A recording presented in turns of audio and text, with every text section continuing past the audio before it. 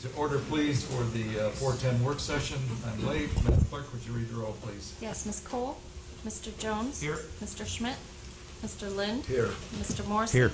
Mr. Welper. Here. Mr. Hart. Motion for the agenda? Second. All in favor, please say aye. Aye. Opposed, same sign.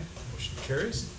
We're here today for our first work session to get our report from Mr. Dust and crew on the Cedar Valley, yeah, Lions and Chamber. Yeah. Update. Steve, welcome. Thanks. Go ahead. Thank you very much. And we do appreciate the chance to be here for our regular update with you on economic development activities that we conduct. You'll hear today exclusively about, well, for the most part, about our marketing activities, our talent-related activities, and our TechWorks status. And so we'll use a few minutes to be concise but hopefully complete, and then have some time for questions and answers at the conclusion of that.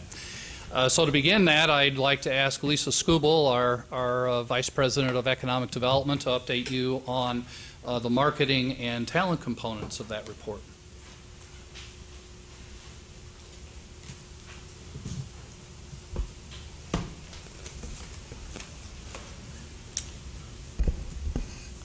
Good afternoon. Thank you again for having us here this afternoon to talk to you about our activity at the Lions and Chamber. I think most of you know what we're doing, what we do at the Chamber on a weekly or daily basis by working through Noel, and he passes that information to you, and you live vicariously through that, we hope. And I'm sure you do. The most important thing that I want you to remember today is prospect activity is up. What I want to review with you today is the prospect activity, but also how we continue to support Waterloo's growth. With the rebound of the U.S. economy, we're going to continue to see existing businesses want to grow, and we are better positioned to attract new businesses to the Cedar Valley and to Waterloo. The end result, by working with the City of Waterloo, yourselves and your staff, we will continue to diversify and grow the Waterloo and the Cedar Valley's economy. GVCA's goal this fiscal year, which began July 1st, 2014, was to identify or greatly participate in 20 new opportunities in the Cedar Valley with an average capital investment of $5 million and wage rates around $19 an hour. To date, and we only have 1 month left in our fiscal year, we have identified 29 new opportunities with an average capital investment of $25.8 million. 428 of those opportunities, and the 29th opportunity is estimated close to the triple digit in terms of millions of dollars on the higher end, closer to $1 billion. And that's a new lead we just received, and we worked on submitting a proposal a week ago today with Knowles and his staff's help. 8 of those 29 new opportunities represent existing business expansions. 21 represent external lead identification and RFPs, requests for proposals, that we submitted per the client's request. To date, 4 projects have been completed. In July, we saw IEDA approve tax credits for CPM Rosscamp's request to help modernize existing lab space, create a new capital investment over $600,000 as a result of that modernization. In March, we saw Winnebago Industries successfully site a new location in the Cedar Valley, representing a capital investment of somewhere near $1.7 million. Not only affects the city of Waterloo, but also the Cedar Valley area in general, regardless of location. And then in April, with your support of helping VGM continue to grow their corporate headquarters here, we saw an expansion of 73,000 square feet of new Class A office space here in Waterloo in the Cedar Valley area, with a capital investment of $20 million. And then tonight, the support of ConAgra's 3rd expansion in Waterloo since it was originally sited in 1997. And with this 3rd expansion, ConAgra's total capital investment in Waterloo will be over $150 million. Now, just like when they originally sited the facility in '97 and then expanded in 2006, and then, of course, what they're planning in 2015 here in Waterloo, they had multiple location options, but they chose Waterloo again and continue with each expansion, continue to pay over 120% of the regional average wage rate. What a great project it is for Waterloo and the Cedar Valley area. these projects, we certainly are focused with helping our existing businesses expand and identifying new prospects. But unless we're developing our physical and intellectual infrastructure and paying attention to that, our ability to be successful will be all for naught with marketing. So to that end, we're in the process of getting the South Waterloo Business Park shovel-ready certified by the state of Iowa. This certification process will enhance the marketability of the park. We are finding competition with new locations become even keener. Even companies that know they plan to build their own facility, from the time they make the decision to the time they need to be operational, they're not allowing themselves enough time to actually do the site selection, do the due diligence on the site, and actually do the construction. So one way we are differentiating ourselves from the rest of the competition is doing a lot of the due diligence up front. So that's what we're doing by having a certified site with the South Waterloo Business Park. The certification will allow Waterloo to be competitive and separate ourselves from the competition. In addition, this upcoming fiscal year, we will continue to work with the city staff to sharpen the pencil and ensure that all Waterloo sites remain competitive in this new economy and as how site selection has changed in the Cedar Valley area. Successful expansion of our existing businesses in new company locations is supported by delivering a workforce. GVC also recognizes this and supports it through programs and initiatives that are specifically centered around recruiting and retaining workforce in Waterloo and in the Cedar Valley region. And much of those activities are outlined in your work session packet in front of you. As I stated earlier, since July 2014, when our fiscal year started, we have been involved with projects that have created close to $73 million of new capital investment in Waterloo and the Cedar Valley area. Of that $73 million, nearly most of it, or $70 million of that, has occurred right here in Waterloo. All those projects come from diverse industry sectors. They're not tied to one industry sector at all. They come from a diverse business space, food, logistics, and as well as advanced manufacturing. We'll continue to work with Noel and the city staff to grow and diversify the Cedar Valley economy.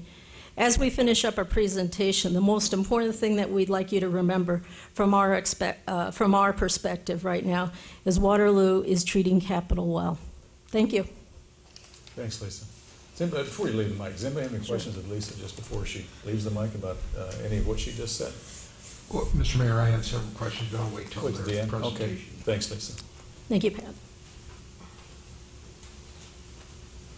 Good afternoon. First of all, my apologies. I spent the better part of the afternoon preparing for this presentation and 1 in the morning and walked out with my notes for tomorrow morning, so bear with me. But as always, any questions are welcome. First off, on the community development side of what we do, we have had a very, very busy spring. And those of you who take a look at our knowledge spillovers, you know, and our newsletter that goes out weekly, you know that we've been very busy. We had our Leader Valley Symposium, our Leader Me Symposium on UNI campus last month. It was a regional symposium featuring the national leaders and speakers on the 7 habits for elementary kids primarily and middle school, and we have, I believe, 17 schools in the Cedar Valley area that participate in that program. It was so successfully welcomed that the Covey Symposium asked if Cedar Valley would consider hosting it again. They usually put on these events across the country in much larger metro areas than this one. They said this was by far the best organized that they've ever had. So I don't know that we will do it annually, but we certainly will entertain that opportunity down the road. In addition to that, we did host a LeaderCast event, which was for our first year event on our behalf, was very well attended, and we're considering doing that again next year. Very good response from the community and our investors that attended both of those events. On another leadership note, we will be graduating tomorrow, 35 graduates of the Cedar Valley Leadership Institute. Those are emerging leaders that are representing 20 businesses in our metro area. So very good class. Next year we'll start the sign up beginning in July. We typically fill up sooner and we end up getting more in the class than we anticipate, but it's always a very good class, and we've been honored to be able to host that, that collaboration for a long, long time. That's pretty much it on the community development side, although there's plenty more going on. So if you've heard of something and have a question, of course, I'll entertain anything at the end of the presentation, or at least the information. On TechWorks campus, that's exciting as well. You have been patient. Certainly our developer's been patient. The state and TechWorks board have been very patient, and we are finally feeling very good about the momentum that's going on in the campus.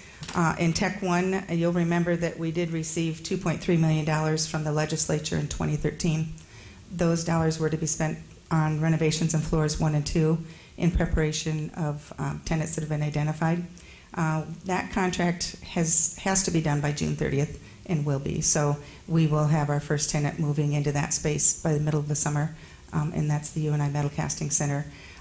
In addition to being able to move into that space, we've, as a group, along with UNI and Hawkeye, applied for some additional state funds. They're called the Strategic Infrastructure Funds, to purchase additional equipment that will go in that first floor advanced manufacturing center.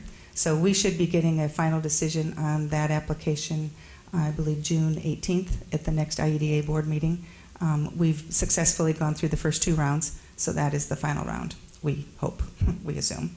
In addition to that, on Tech 1, we have Makers Group, a local Makers Group moving into the space that will be vacated on the 3rd floor when the Metal Casting Center moves on the 1st floor.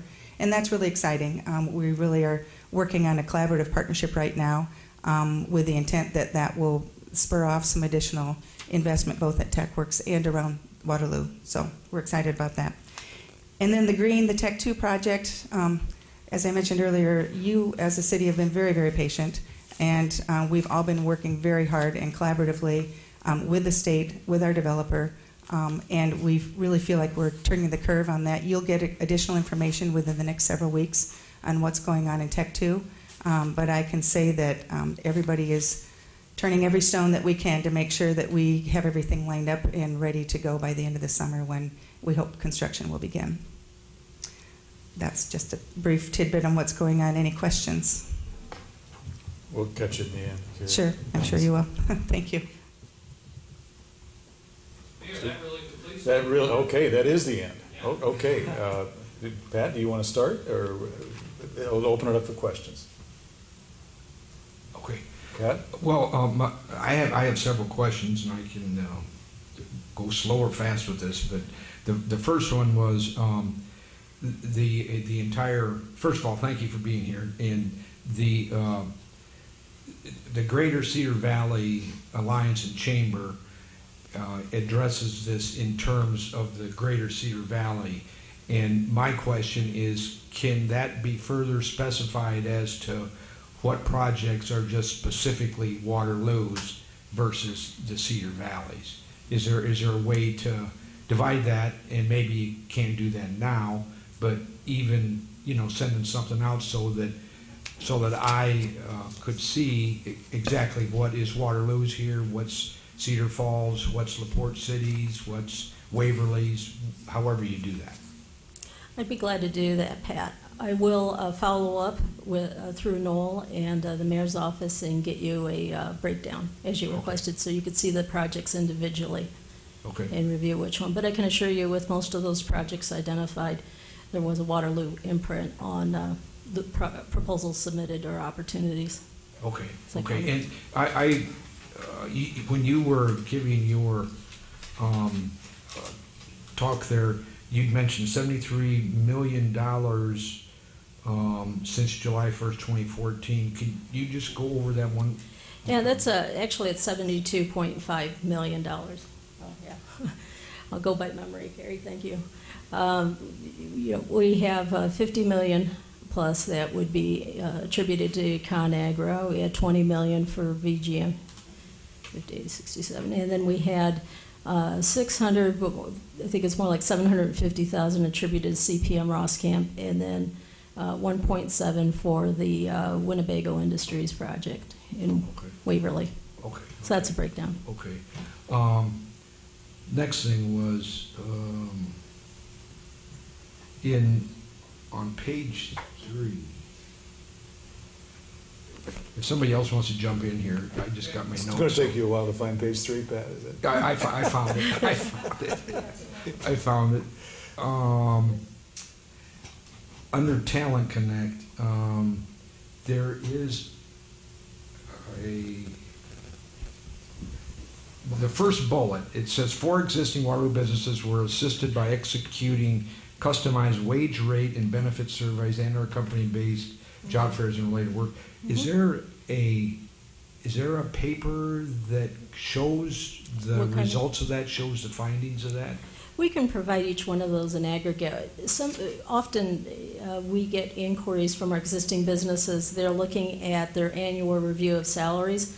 And one of the things they want to make sure is their wages and benefits are in proportion to everyone else's, so they're competing effectively for the workforce.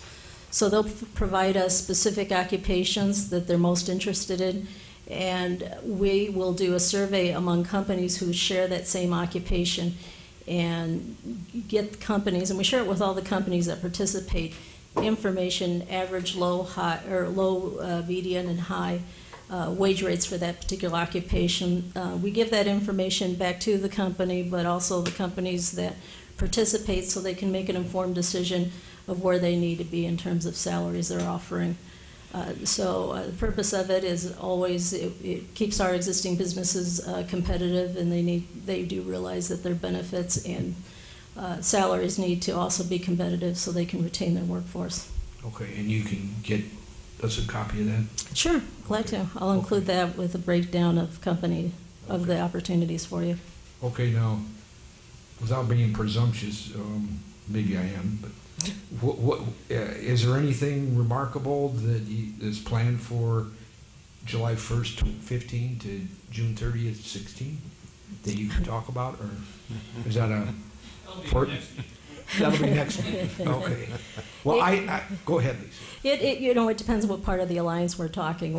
We have our WIGs, and we're in the process of doing internal program of work. So once we get our organizational WIGs completed, we will certainly be sharing that with you in the council, and that'll give you our top 5 initiatives overall for the organization. I think that's what you're asking? Yes.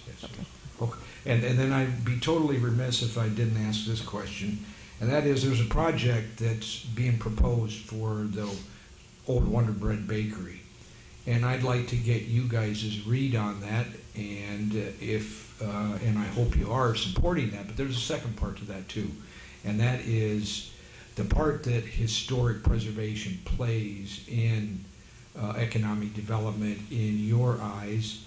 And the third part to it is, besides the Wonder Bread, there's a building across the street, 302 Commercial. Do you do site, or do you do targeted kind of searches for potential businesses coming into historic buildings like 302 Commercial and or Wonder Bread? The answer on the Wonder Bread building itself is we hope that there is a good use for that site. We are frankly indifferent whether that's a preservation project or a new construction project. We like the idea of a brewery being there, but it has to work from a business point of view. So we'll work, WDC is a part of our organization, as is Main Street Waterloo, and we'll work to make a business case work there. Now, I will say that WDC has worked for some time to try to eliminate an industrial operation at that location, given all the other kinds of improvements that are being made in the downtown, especially the riverfront area. So we're hoping that whatever is done at that site is compatible with that plan for the riverfront redevelopment activities. As it relates to recruiting businesses specifically for historic preservation purposes, no. We want to invite businesses into the Cedar Valley, into Waterloo, and then match their requirements. So if they are a business that wants to deal with historic preservation in an older building, and there are a number of them who do, that's terrific, and we will support that in every way we can. We have been a very strong supporter of historic tax credits. and the utilization of historic tax credits along with other financing mechanisms to make those kinds of projects work. Because frankly, if it weren't for some of those kinds of incentives, as you know, the business case for an old building may not work. So we do support it from that standpoint. Okay. So have I answered your questions? I think so. If I could ask you a couple other ones. So, Okay. or maybe in regards to the Wonderbrook building itself, it sounds like you'd be in favor of it and support that if it made business sense for Waterloo If it and makes for business, that area. Yeah, if it makes business sense and is compatible with the plans that have been worked on for a decade now. You bet. But what if it's incompatible with those plans? Well, then Some that's people your, have said- at that point, you have to make that decision as a community, Okay. Or as a just like any council. other project. As You a bet. council, right, okay. And as far as 302 Commercial Street, and when I was talking specifically about that big old building there, Mhm. that's really the second coming of the Friedel Bakery Company back in the early 1900s. You don't actually go looking for businesses that might want to relocate in a old building like that. There's nobody that does that with the GCV. No, we do not specifically search for historic preservation projects. We search for businesses that want to locate in or expand in the Cedar Valley region. And then we try to match their requirements up to what we have available in the Cedar Valley. Okay. So if that happens to be a good match for historic preservation, then we're going to support that to the best we can. And there are a lot of those opportunities out there now in terms of whether it's office space or commercial space or housing. Waterloo has some good candidates for that. Okay, but you do see that historic preservation is part of economic development? Oh, absolutely. Okay, Absolutely. thank you. I've been, and frankly, in another conversation, I'll let you know what my background in historic preservation has been in other projects and in past lives. So we can talk about some of those experiences as well. Okay. David, did you have a question? No, I think Pat's got it covered. Mr. Mayor. Tom? Yes, please. First of all, where's the South Waterloo Business Park? I don't know where that is. That's on the south side of San Martin, basically between Amesboro and, or I'm sorry, on the south side of Highway 20 between Amesboro and Kimball. Is that farm over by? Okay, that's referred. Yes, yes. Okay. Yeah, and we just, incidentally, I was down at IEDA for another meeting entirely last week. One of the project managers stopped me and again told us that that site is probably one of the best, well, not probably, the best site for development that he is aware of right now with the new substation, with the infrastructure that's in place and planned. So it definitely is on the map of our partners at the state, and we're very pleased about that. You have all kinds of economic data, I'm sure. Do you have an average cost per job in a community like this? Oh, we that could. you should be targeting? What would be the? You know, we don't, not cost per job. Now, sometimes that calculation is made as a project is coming together, by all means, but our focus has always been on capital investment and the wage itself. We want to impact the wages of the jobs that are being created by the project being delivered. So in terms of what's an average price per job, I don't have that right off the top of my head. We can probably talk to our partners at the state and dig something up. I'm just, because when we analyze these development agreements we get, Yes. how do we know if it's a good deal? Well, We can spend all the money in the world, but we have to have a return on our investment. And I was just wondering if there's some kind of, with the rebound of the U.S. economy, as I'm told, we should not have to be giving so many incentives, should we? Boy, that's a work session all by itself. But the fact of the matter is that it is still a competition, and that we either choose to compete and then we choose at what point we don't want to compete any longer. And that decision is based on what is that overall project really valued to the regional economy. So I just can't give you rule of thumb numbers on that. Every one of them is a different answer. In retail, that's called the race to the bottom. Everybody wants the lowest price, and pretty soon, like JCPenney, they're gone. No, not necessarily. It is a investment in your economic base. And that an investment in your economic base is a long-term investment generally. And that is the other side of the agreement. On one side of the agreement is we want to induce you to make your investment and create your jobs in our place. On the other side of that is a commitment on their part, not only to make the investment and create the jobs, but to maintain that investment over a period of time. So you really do have the tools and the team to help you determine the value of that investment long-term for your community. I have a question about the TechWorks. Okay. I thought they did not get the historic tax credit. State historic tax credits. There were two phases to that, federal and state.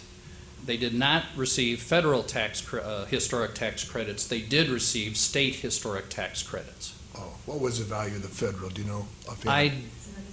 $7 million, and then the state was $8 million. Wonder why they got one and not the other. You think that's a great question. We wish we knew the answer to that. First time. Yeah, we had the unusual distinction of being the first one in Iowa to be separated like that on that project. It's very unfortunate, very maddening is what it is.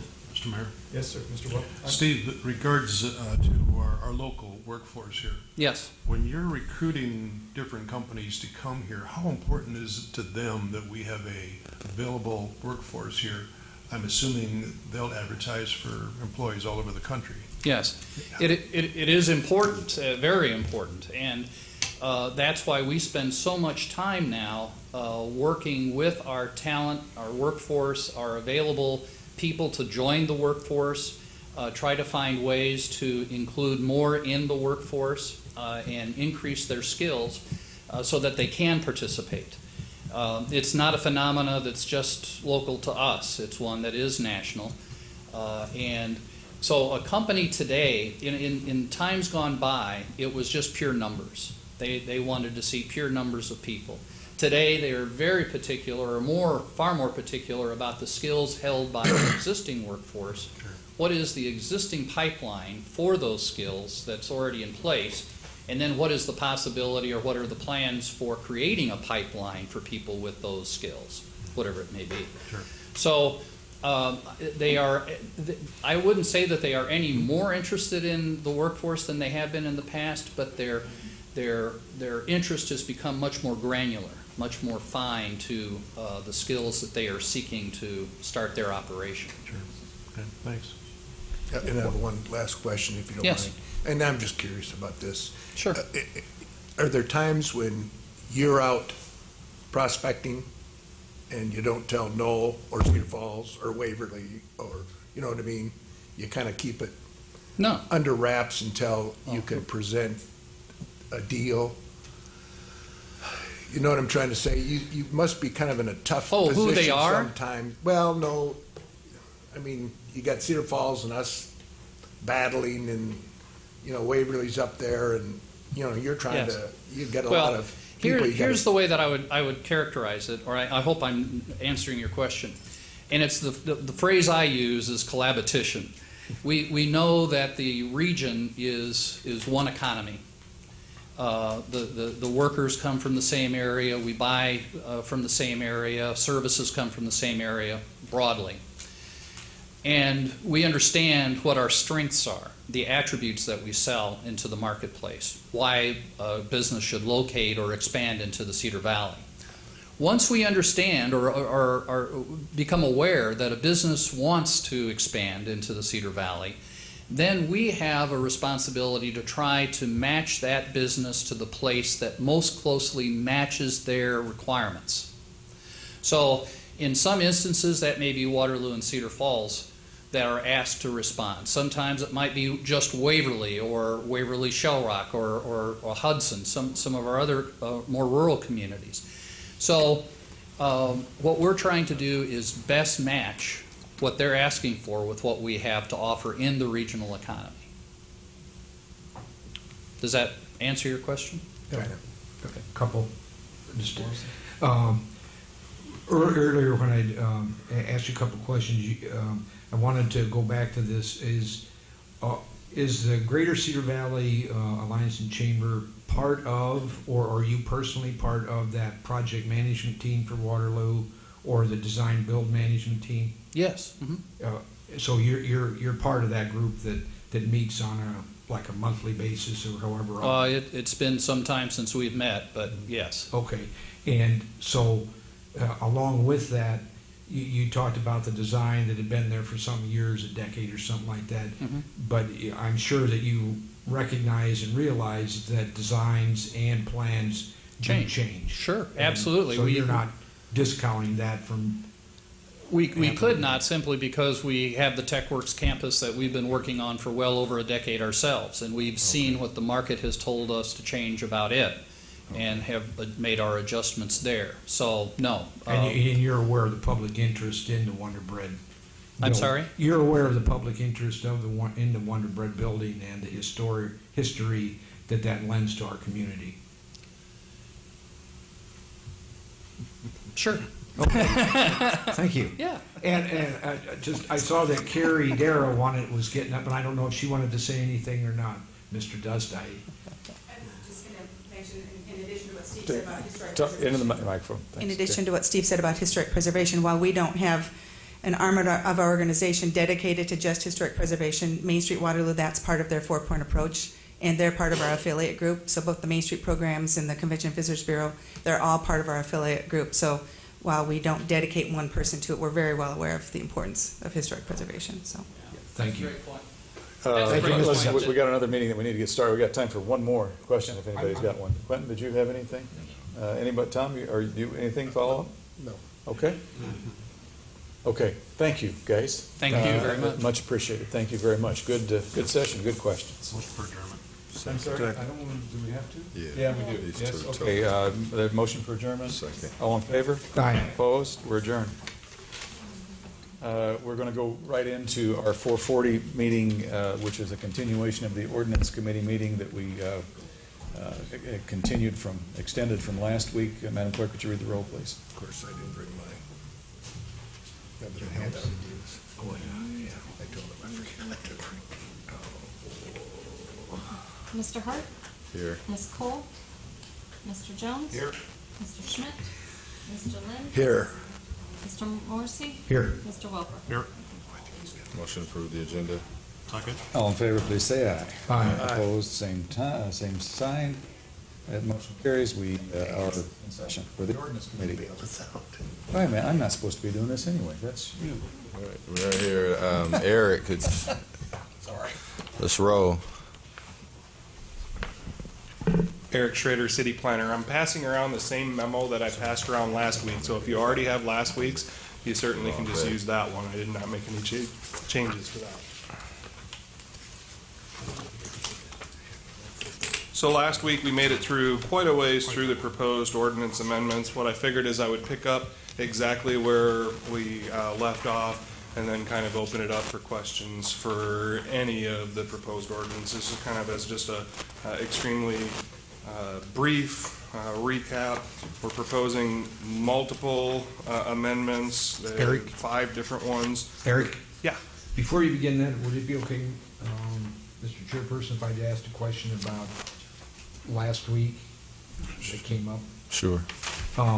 Eric, and maybe Ron as well, how did the group arrive at the levels, like for the 5-inch concrete, the asphalt with a certain amount of like 5 or 6 inches of stone, and then the rock itself?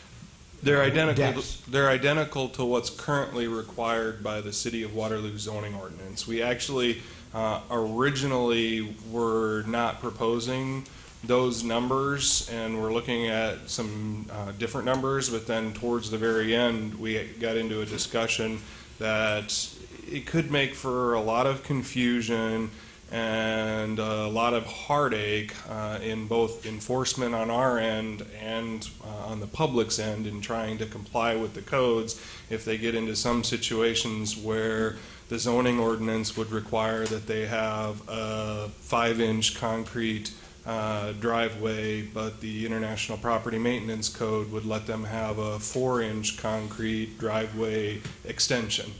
So just we kind of ultimately landed on, for consistency purposes, that we should keep it with what the zoning ordinance already has. I'm certainly open to a discussion on what the correct numbers should be, if there's any concern on those numbers, and then would suggest that we would change it in both ordinances, both the residential parking chapter, that the portion that was being moved out of the International Property Maintenance Code into a new standalone chapter in the Code of Ordinances, and making sure that that matches with what the zoning ordinance requires. Is there a distinction in between our climate, landscaping of the city versus maybe other places that have adopted this that may be unique to Waterloo? Like if it's 5 inches in Waterloo, Iowa versus 4 inches somewhere else, do you keep those things in factor as well? I think climate definitely will play a role in that. I think generally, I mean, also usage, depending on, you know, what the primary use is going to be. If you're talking about semis versus cars, there's a lot different wear and tear and different thickness that's going to be needed. Your subsurface soils play a big role in that. If you have really great subsurface soils and well compacted, you can probably put 2 inches of concrete and not have serious problems with normal traffic of like a car. But you have poor subsoils, then with 2 inches of concrete, it's going to crack and be basically a gravel driveway in a lot shorter time period than otherwise. So there's a lot of variables there that make it hard to say this, you know, it has to be this. So it's kind of designed to take all of that into account and say what's the most reasonable number to provide a reasonably stable product. All right. Eric, engineers, the engineer's office is obviously yes. reviewed. When we did a overhaul of the zoning ordinance in 2011, and I assume the engineer's office was involved whenever it was originally drafted before that, but when we did an overhaul of the zoning ordinance in 2011, the thicknesses were tweaked a little bit. As I recall, I think concrete stayed the same and asphalt was increased by 1 inch based on and that was directly from their input on what they thought was really needed to be a consistent product. So they were involved in the numbers that were used in the zoning ordinance, and then, like I said, we kind of decided it would be best to just be consistent with those numbers here. Anything else before I try and pick back up? All right, so just a brief overview. The ordinances we're talking about includes the International Property Maintenance Code. That's a complete readoption, including update, going to the current version of the International Property Maintenance Code. Then the second one is the new Chapter 5, Parking in Residential Areas, which takes a whole section of add-on requirements out of the International Property Maintenance Code and moves them to a standalone chapter. The third one is Chapter 4, Litter Control of Title 4, Public Health and Safety. That's mostly dealing with junk vehicles, tweaking the requirements for junk vehicles. The fourth one is the changes to the zoning ordinance, which most of them don't really relate, but a few of the changes did relate, which is why I wanted to bring them to the ordinance committee at the same time as all of the other ones. And then a fifth and final one was some changes to Chapter 2, Main Street Waterloo Redevelopment Authority. So where we left off was reviewing the zoning ordinance. I got through the review in the kind of the summary sheet that I had provided of Section 10-8-1 and 10-9-1, two-family conversions. I think we were kind of done talking about that anyway. So then the next one was Section 10-14-1, A6, which is exclusion of freestanding commercial parking lots. This amendment would add this use to the list of uses specifically excluded as a principal permitted use in the C1 neighborhood commercial district, and then in the C2 commercial district, it would be listed as a special permit use. So we've already got similar wording for freestanding commercial sales, auto sales facilities. This covers, even if it's not a sales facility, if it's just a parking lot that its primary use is just to be a parking lot. If you're going to a privately owned parking lot for leasing out stalls, this is kind of ensuring that it would be fitting to an area and not out of character with the area. Freestanding means there's not an adjacent building or something. Right, that's exactly. That uses the parking lot. If you have a building and a parking lot that's primarily, the parking lot's being primarily used for that parking lot, but maybe you lease out a few of the extra stalls, that wouldn't apply here. But if it's just a parking lot that you're leasing out spaces. Okay, and then the next section is 10-22-1, 3, 4, and 5. These are adding references to the various flood zone sections of the ordinance. The current regulations refer to the flood insurance rate map, but use a different name for the various flood zones than what they are designated on the official flood maps. So by adding the flood zone designations from the map, it will make it more clear. So this is not a change in regulations, it's just adding a clarifier so that it's more clear when you're looking at our floodplain regulations in the zoning ordinance that you can understand what flood designation on the FEMA-produced flood maps apply. We've had some confusion on that before. So for instance, the primary floodplain on the map is a Zone A 100-year floodplain, but in our zoning ordinance it's referred to as the floodway fringe. And there's nothing in that section that actually calls it out as what's listed as Zone A on the map. So we've gotten a lot of confusion there. So this is just adding that clarifier so it's clear what section of the ordinance applies to what flood district on the maps. And then section 10-25-2, parking exception for multifamily road dwelling. So currently the ordinance prohibits any multifamily development from having parking located in a required front yard and from having parking or driveway areas that require the backward motion of a vehicle onto a public street. If it's a private street, that's allowed, but on a public street, the ordinance prohibits that.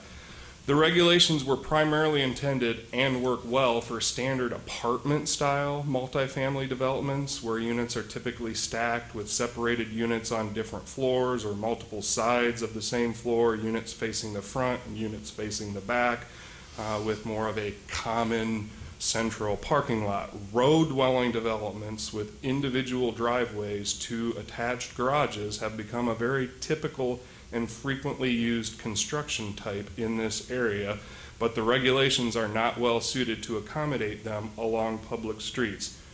There is concern that if this regulation is not properly worded, that allowing such a development style to have the individual driveways could lead to minimum off-street parking being provided and very little on-street parking being available due to the layout of individual driveways kind of being very close together and not leaving any space left for on-street parking. This amendment would allow this type of development style, but would require that the buildings be set back a minimum of 40 feet instead of the more typical 20 feet that is required, allowing for approximately twice the amount of off-street parking to kind of make up for the fact that there will be less on-street parking in those situations. So that's kind of a significant change, but we really think it's kind of following the current development trend of we're really seeing a lot of that style of development, the road dwelling, you know, if it's 3 units or more, the ordinance currently would prohibit it from having those individual driveways. Eric, is that the problem we started to run into out of Crossroad Estates? Yeah, see, in Crossroads Estates was zoned R3 RP planned district. So the planned district specifically has wording right in it that the parking requirements are to be flexible and to be a general guide. So basically, as part of a planned district, as long as they're showing it and you approve it as part of the site plan amendment, you're covered there. But in other areas that aren't zoned planned, you'd have to go before the Board of Adjustment to get a variance. So this is kind of creating an exception, but we kind of wanted to say, well, as long as you're doing a 40-foot setback. So essentially, if you figure a typical 20-foot setback, let's say it's a single garage with a single wide driveway, you're going to be able to get one car in the garage and one car in the driveway. And depending on the exact style of the development and how close those driveways are, you might get 0 cars in the street, especially if that type of development is on both sides of the street. You're going to have next to no on-street parking then. So it was our thought, if we bump that up to a 40-foot setback, now you've basically got enough room for one car in that single stall garage and 2 cars in that single wide driveway. So you're at least getting more off-street parking to make up for kind of allowing that type of development style. And then this one is not in your overview, but the right next to that section on the parking, there's a section 10-25-2B19 proposed to be created called parking availability.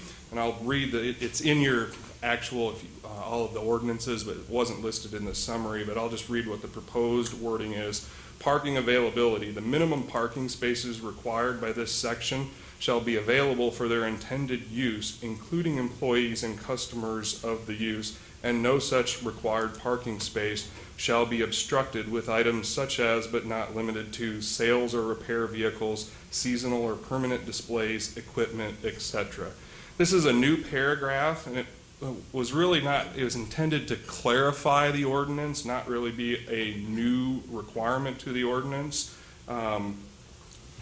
But there has been some discussion since our last meeting that we may need to kind of look at that and create some leeway to count for parking in front, parking in aisles, basically in front of sales or repair vehicles. We might be creating a little bit of concern on some of the parking facilities on if they can't count any of those parking spots, that there's really, it could create some issues for them on meeting parking requirements, I think. So then the next section is the exceptions to hard surfacing. So this is one of the other probably more significant changes being proposed. The ordinance currently has provisions requiring vehicular use areas to be properly hard surfaced, but has a short list of uses that are accepted from having to provide hard surfacing, which includes 1- and 2-family dwellings.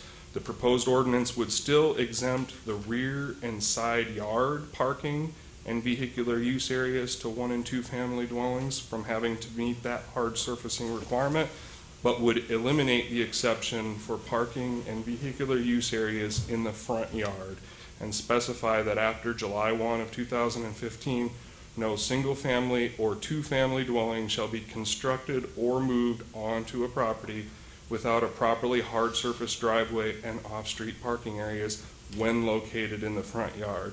And no existing 1- or 2-family dwelling shall add or reconstruct a driveway or off-street parking area when located in the front yard without proper hard surfacing. No existing dwelling, single or other, shall be converted to add additional units without all required off-street parking and vehicular use areas being properly hard surfaced. Existing 1- or 2-family dwellings with gravel or other non-compliant parking or vehicular use areas in a front yard would be allowed to maintain the non-compliant areas as legal non-conforming use. Although proposed changes to the International Property Maintenance Code talk about that a little bit for what we talked about, the driveway extensions. The proposed changes to hard surfacing will help address issues with gravel washing out onto streets and sidewalks, which can contribute to pollution discharge issues under our NPDES, and improves the aesthetics of a residential neighborhood. And then moving into section 10-26-1, menu signs, we're doing a minor tweak in there too. We've got, yeah, go ahead. Yeah, can you back up a little bit? So it sounded like if you have a gravel driveway today, you can maintain that gravel driveway. Yes, that's exactly what the zoning ordinance says. If you remember what we talked about last week under the International Property Maintenance Code, it said the same thing for the driveway, but it defines the driveway and then separately defines a driveway extension. That extension beyond the driveway is going to be required to be hard if it's an existing gravel driveway extension, would have to be hard surfaced by the, I can look it back up, but I think it's December 31st. Gives them a little of 16, so it gives them some time. So they have to fix it then if they have an extension of that driveway, gravel driveway?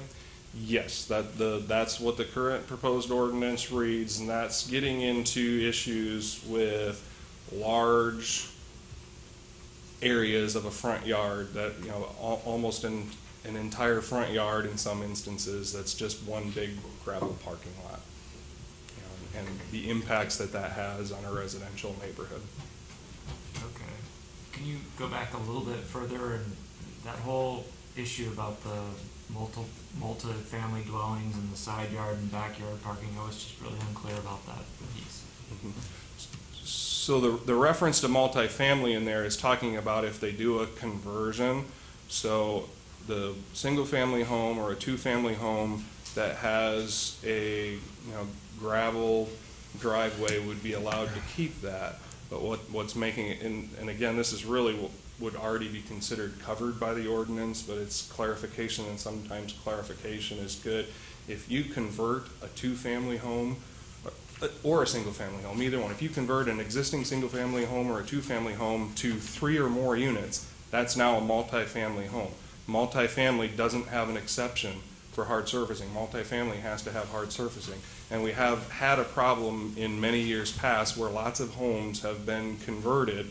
They were properly zoned for multifamily. They were already zoned R3 or whatever that allowed multifamily, but they converted a single-family home into a 4-unit apartment complex and didn't properly pave a parking lot as required by the ordinance. So again, that's already covered by the ordinance. This is just kind of making it a little bit more explicitly clear that if you convert a 1 or 2 family home into multifamily, you've got to provide the appropriate required hard surfacing. Okay, so Go ahead. back to the question about driveway extension and people having to actually fix what they exist in, what they already have. I mean, isn't that putting on some people quite a undue financial burden on them by changing this? I mean, it certainly can, there's certainly some expense to hard surfacing a driveway extension. I think there can be some discussion as to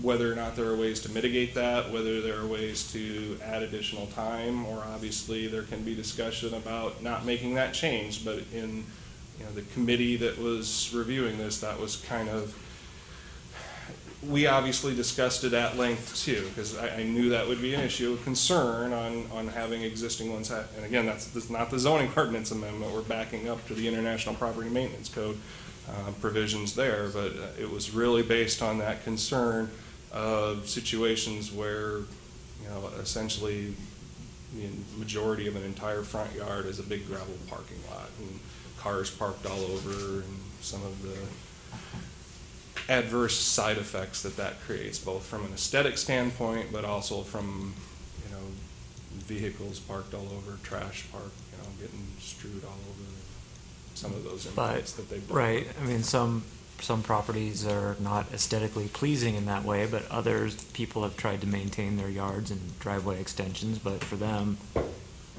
is there a provision here that we're talking about that would allow them more time or alternatives in that? What would the process be for that, to accommodate that?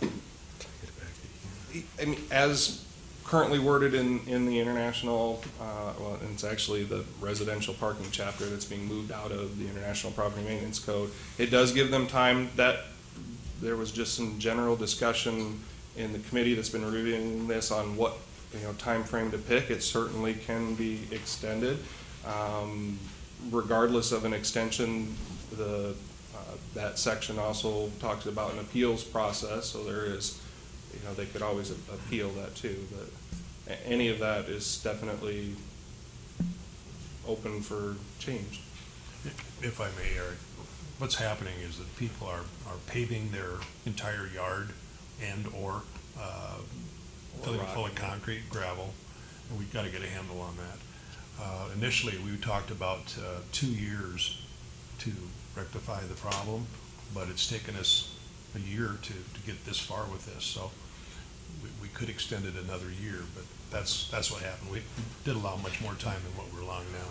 So in here, I noticed it was talking about certain sizes of driveways. Yeah. Were those minimums or maximums? So you're talking about the Chapter 5, I guess. parking one. That one provides for maximums. It defines the driveway and basically says you can't, if you've got a 30-foot wide garage, then the driveway that is serving that garage is going to be considered 30 feet. Anything beyond that is going to be considered a driveway extension, and a driveway extension is limited to 10 feet. If it is paved, concrete or asphalt, and it's bigger than that now, that provides for that to be grandfathered in. If it's gravel, it provides that time period to get it into compliance, which would include both the surfacing and the size limitations.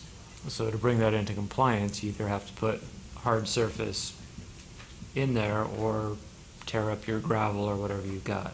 Correct. And that's, I think, a very good point, because that certainly could be an option for some, an obviously significantly cheaper option to just remove the gravel extension and not have to pave anything. And then removed in here is that kind of situation where people just park on blocks under each wheel. Mm-hmm. That's covered in here as well, right? That's covered. And again, that's an interpretation of the ordinance. Nowhere in the ordinance did it say that you could put down 4, patio pavers under 4 tires and call that a hard surface parking. But at one point in time, it was interpreted that way by at least one enforcement officer, and it kind of took off from there. Other enforcement officers weren't interpreting that way, so the proposed ordinance makes it clear that Clarifies that. Your parking area has to be at least the width, the dimensions of the vehicle that's parking on it. Mm-hmm. Eric, can I ask one quick question? So I understand this correctly, a motorhome, trailer, camper, those things, after this is passed, you can park those in an R1, R2, single family, dual family home on the side or the backyard, on the grass? Side or the backyard on gravel or hard surfacing, not the grass. Oh, okay. And in the front yard only for a temporary period, and that's one of the things we talked about. The proposed wording said 7, and there was some discussion that might not be very advisable, and after re-looking at that, I agree with that and would propose So you will we have lower to that have down to hard 3 days surface temporary. in the backyard or the side yard for a camper, motorhome, truck Gravel would still be allowed in the back or side yard of a R1, R2, for a camper. but it's got to be gravel or the other things. Correct. 4 inches. I believe it's 4 inches of gravel. So before Tom gets started on all that, David, that's- just real quickly, this was, I think we're at 5:10 now. We'll take about 5 more minutes since this started a little bit later, so if a particular neighborhood has restrictive covenants against that, this doesn't supersede that, correct? Or does it? Does it wipe out those restrictive covenants? Most restrictive is always going to apply. If they have a restrictive covenant that requires concrete and the zoning ordinance would only require gravel, then if they had a gravel parking area in the backyard, we wouldn't be able to enforce that, but their neighborhood would if there's a restriction that required more. If they had a restriction that said you could have gravel somewhere where our ordinance required paved, then we would be able to enforce the more restrictive one. Okay, I'm going to try and really quickly finish in the zoning ordinance. I don't know how much of that's remaining is too significant. We already talked about dwelling conversions, the freestanding commercial parking lots. That's just the section where it actually lists them then in the special permit section of the ordinance. Waiting period for special permits that are denied by the Board of Adjustment. This amendment would delete this section, removing the wording providing for a 6-month waiting period for special permits that are denied by the Board of Adjustment, which currently conflicts with the Board of Adjustment's adopted administrative rules, so we need to get rid of that confliction. Section 10-29(3)H, effective period of commission recommendations. This amendment would add a 1-year effective period for commission recommendations on any matter that has not been acted on by the City Council or Board of Adjustment. Any such request not acted on by the Council or Board of Adjustment within that year period would be required to go back before the Commission for additional review and recommendation before it could move forward. We've had situations where requests have gone to the Planning Commission and then sit for several years, and then some of them get picked back up, and it's just our thought that we're going to be best to put a 1-year effective period on there. That way it has to go back to the Commission to make sure it's being relooked at in case land use patterns are changed or other issues have changed that would maybe affect what their recommendation would be a couple years after the fact. And then the waiting period for the Commission change there also conflicts with what their administrative rules has, so that lines that up. So that covers the zoning ordinance, and then the last one is the Main Street. Go ahead. Eric, just backing up a minute, you had referred to the temporary 3-day, changing it from 7 to 3. Mm-hmm. One of the other questions associated with that was the repetitive use of the 3-day. Like you leave for a day and then you come back. Does your 3 days start all over again? Is that going to be readdressed or looked at? I can't. I guess it was thought maybe if we, switch from 7 to 3 that you're going to be a little less likely to do that. I mean, I suppose in theory someone could park it for 3 days, move it out for a day, move it back in for 3 more days. I think it's less likely that someone is going to take that level of approach on a recreational vehicle. The comment was with the 7 days, you're lining up with weekends, and it could be very easy where you're going to basically have it sitting there all week and take it out for the weekend and bring it back, and effectively during the season anyway, that it could be there for most of the time. Well, period. if you just say temporary 3-day, couldn't you just move it, drive around for about 2 hours and come back again and start all over? Theoretically. I guess I would need legal interpretation on that. They're not. Well, I'm just posing that to you. I mean, the other thought was if we left it as 7 days was to put like some sort of cumulative amount, like not more than 30 days in any calendar year or something like that. We certainly can still do that. It's just from a enforcement standpoint, it can be a little bit difficult to track, where it's a little bit easier. If they get a complaint, they can verify it's there and start the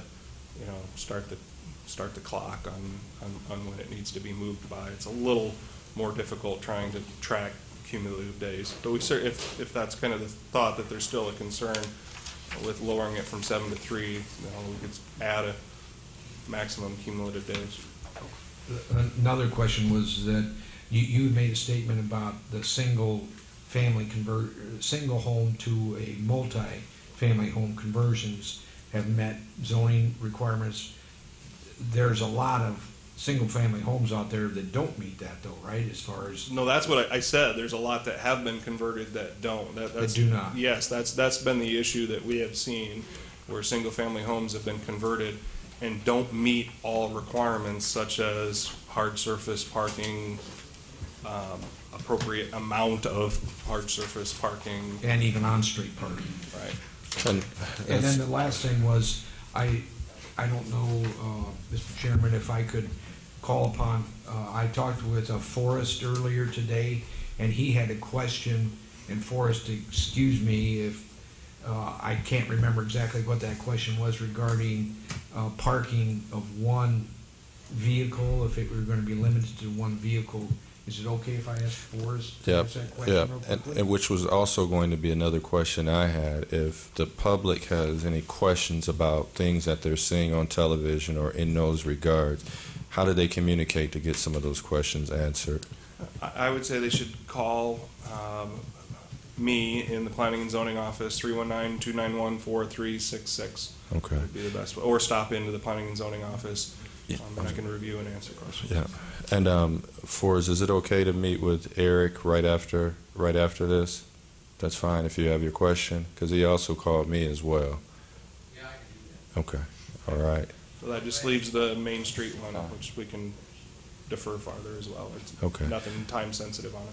And then Pat, you can meet with them as well. All right. Motion to adjourn. Motion for adjournment. Just for clarification real quick, do we want to defer it, or do we want council just to read the summary and let us know if there's any questions on it? That's up to, So if I they know want to have what to do next another week. ordinance committee review of the Main Street one, that would be fine with me. That one doesn't have to come back up next week, because I think the rest of them are all planned to be on the agenda. Well, Next I city personally would council. like to see Eric present like Okay, this so in a pull work those- session. That one off and put the rest on for next week. That would be fine. Right. And Yeah, can we this- have a work session on the Main Street one, please? We'll add the ordinance committee for next week, yes. Yeah. Thank you. All right. Motion's been made with the proper second. Second. All in favor? Aye. We're adjourned.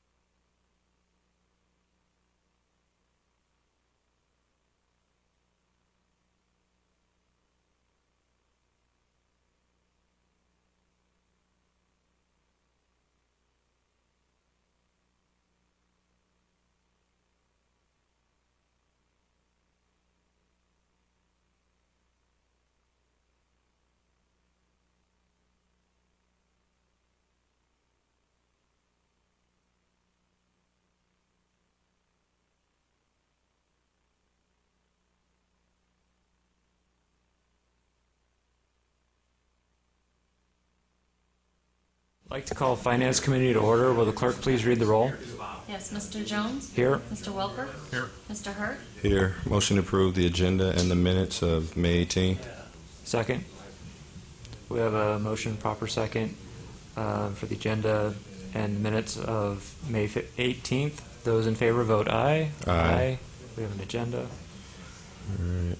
I would like to make a motion to approve the following travel requests. Rob Linskow, Fog Inspector, for the WRA meeting in Des Moines for the fog training. Dates June 3rd through the 4th, amount not to exceed $185. And for Bob Osgood, Chief Plumbing Inspector, to attend the IAPMO 86th Annual Education Conference in Vegas, Las Vegas, that is, 9/27 through 10/7, amount not to exceed $975. I'll second both of those. We have a motion and proper second for the travel request. Is there any discussion? None. Seeing none, those in favor, vote aye. Aye. Opposed? Same sign. Mr. Chairman, I'll take the pre-auths. So did that pass? I didn't hear Quentin. Did you vote? on that? Aye. Yeah, okay. So those travel requests pass committee. Okay, I'll take the pre-auths.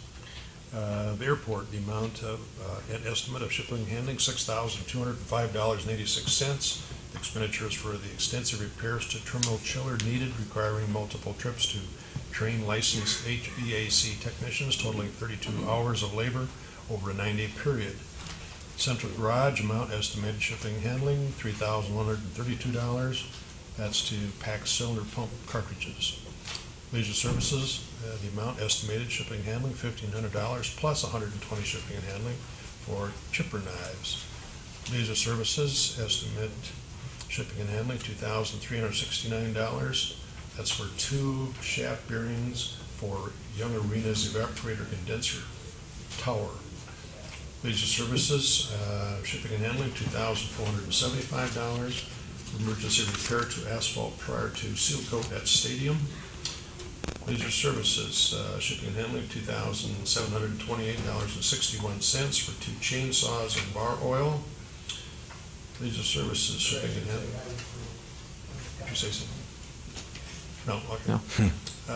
Leisure services, shipping and handling, $6,566. That's for Young Arena ammonia ice system annual prevention maintenance and unloader solenoid.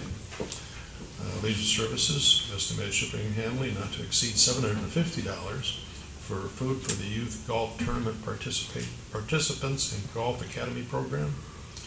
Sewer, the amount estimated shipping and handling, $8,754. That's for the Muffin Monster Grinder exchange program from primary clarifiers. Can we say that? Sewer, amount estimated shipping and handling, $11,076 plus $400 shipping and handling for the Moino pump, rotor, and starter parts for the #1 TSA pump. Sewer amount estimated shipping and handling, $13,680 plus $600 shipping and handling for the Moino pump replacement pump for #2 TAS pump. The street, the amount and estimated shipping and handling, $5,545.79 for the upper and lower frame pivot assembly. Street, amount and estimated shipping and handling, $23,760 plus $200 for the crack sealer sealant. Street, amount and estimated shipping and handling not to exceed $6,000 for concrete to support salt rig storage structure. Traffic operations, amount and estimated shipping and handling, $1,017.95 plus $50 shipping and handling for precision workstation for a T1700 small and factor CTO. Traffic operations, amount and estimated shipping and handling not to exceed $4,500 plus $50 for shipping and handling. The expenditure is for a 214 GA 1.75 times 12-inch telespark post, WFR and HMRTC, amount and estimated shipping and handling, $7,000. Expenditure consumables for classes held at the site of the training center. This is a amended authorization request, as we will be exceeding $6,000 originally requested. Second. I have a motion, proper second. Is there any discussion on any of the items? I did have one quick question for Mr. Hudding on the chainsaws. Is that what chainsaws are costing these days? It's more than $2,000 for 2? Paul Hudding, Leisure Services Director. They're commercial quality, rather large chainsaws, so yeah, and we did get, as you saw, multiple quotes on that. So yeah, okay.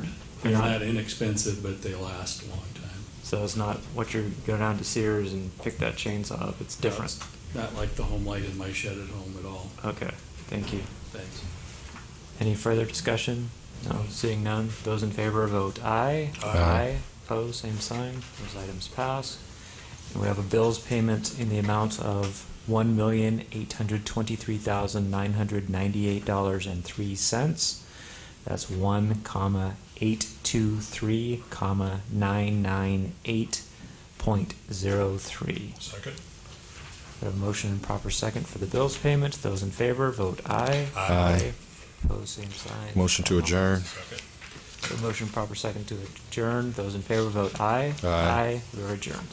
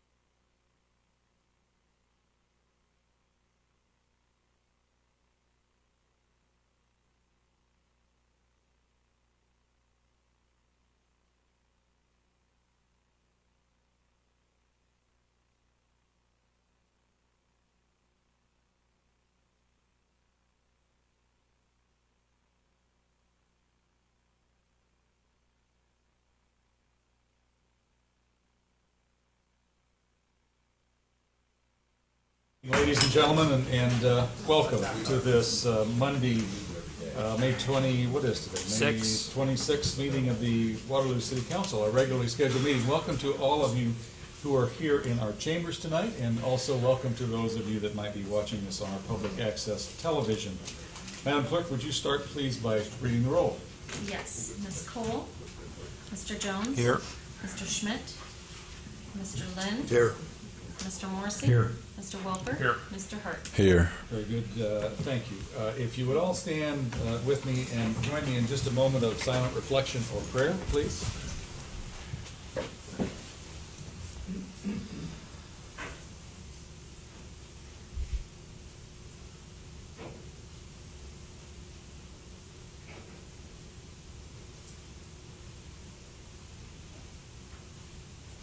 Thank you very much. We have a treat tonight. Tonight we were supposed to have our pledge was going to be led by Councilman Steve Schmidt, but in his absence, we have the pleasure, Mr. Schmidt lined up John Lazoom from Sacred Heart Church, and we have a group from Sacred Heart of Burmese folks that would like to come up and give our pledge. So John, come through up here, come all the way through this door, right up here, guys. Cole, maybe you can help. Video camera, she can come up. She's doing videos. Yeah, and you're taking pictures there in the back. You're welcome to come up to the gate up here if you'd like. If you'd like to come up, here and take pictures, you're welcome. Okay, guys, come on and just kind of file right around here. Just fill in right around. There we go. Here we go. Just kind of. There we go. There we go. There we go. Okay, now. John, are you coming up or no? No? Yeah? Okay. Now, you guys are going to say the pledge, is that right? Okay. So whoever's leading this, just go ahead and start, please. And face the flag, and let's go ahead and help say the pledge. Go ahead. I pledge allegiance to the flag of the United States of America and to the republic for which it stands, one nation, under God, indivisible, with liberty and justice for all. Very, very good, guys. Thank you.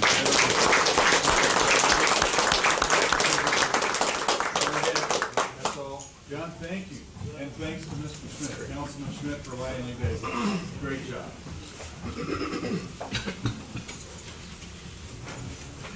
What?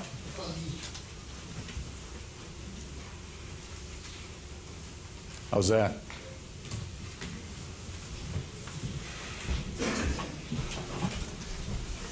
was very cool. Thank you, guys. Okay. Mr. Mayor, Mr. Hart. I can make a motion to approve an amended agenda, and that amendment is to remove resolution number 18. Also, with the approval of the amended agenda, I move that we approve the minutes from May 18th. Second. Very good. Council, do you have any questions regarding the agenda as it is amended or the minutes from May 18th? All in favor, please say aye. Aye. Opposed, same sign. That motion carries. Mr. Mayor, I move that we receive, place on file, and approve the consent agenda, items 1A through B2. Also, with the approval of the consent agenda, I move that we make our bills payment, which will be read by one of our finance chairpersons. And that amount is $1,823,998.03. Second. Very good. There's a motion and a second on the consent agenda. Council, do you have any questions or comments regarding the consent agenda? That's a roll call vote, Madam Clerk, please. Mr. Jones? Yes. Mr. Lind? Yes. Mr. Morrissey? Yes. Mr. Welper? Yes. Mr. Hart? Yes. Mr. Mayor. Very good. That motion carries. Mr. Hart, hopefully you're going to take number 2 and number 3. Yep. All right. I move that we approve general obligations bonds ECP-1 for the issuance not to exceed $10,750,000, and also general obligation bonds ECP-2 issuance not to exceed $1 million. And both of those, well, the first one is for the essential corporate purposes, and the second one is for the obligations for urban renewal for essential urban renewal purposes. Second. Very good. Council, do you have any questions or comments? All in favor, please say aye. Aye. Aye. Opposed, same sign. That motion carries, and the hearing is now open. I'm sorry, it's not. There's one more. Yep.